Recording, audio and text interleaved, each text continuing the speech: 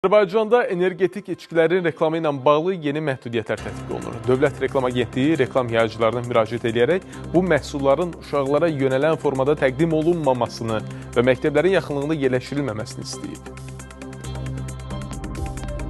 Mən də özüm də qoymuram evdə uşaqlara, çox içsinlər. Məncə başqa maddələr var ki, enerji verir.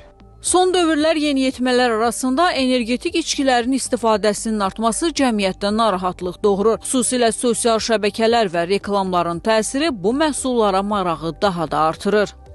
Yəni 18 yaşından aşağı nəinki içki, hətta siqaretə belə pis baxıram. Sosial mediada paylaşılması da kiçik yaşlı uşaqlara təsir edir. Onlar da baxıb belə pis örnək alırlar. Ancaq ailə tərbiyəsi, ailədə aqitasiya eləmək, məsləhət vermək uşağa ki, istifadə eləməsinlər ondan. Əlbəttə, reklam təsir eləyir. Reklam o ticarətin hərəkət verici qüvvəsidir. Pis baxıram.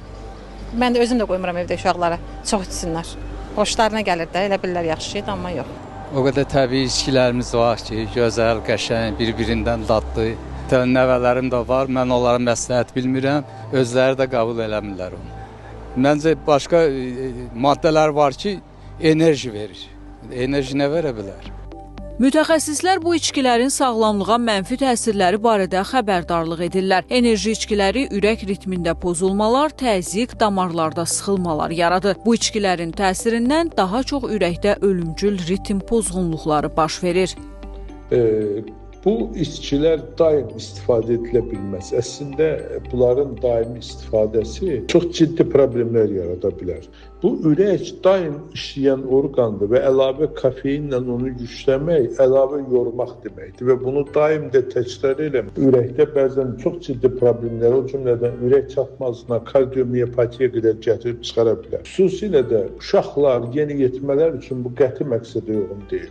Mövcud qanunvericiliyə əsasən energetik içkilərin yetkinlik yaşına çatmayan şəxslərə satışı və bu məhsulların reklamında onlardan istifadə olunması ilə bağlı yetkinlik yaşına çatmayanlara müraciət edilməsi qadağandır.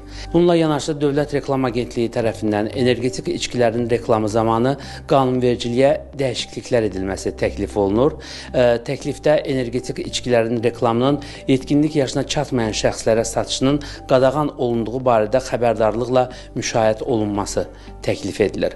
Həmçinin energetik içkilərin tərkibindəki yüksək miqdarda kofein yuxu pozuntularına, əsəbilik və diqqət dağınıqlığına da səbəb ola bilər. Xüsusilə uşaqlar və yeniyetmələr üçün bu məhsulların istifadəsi tövsiyə edilmir.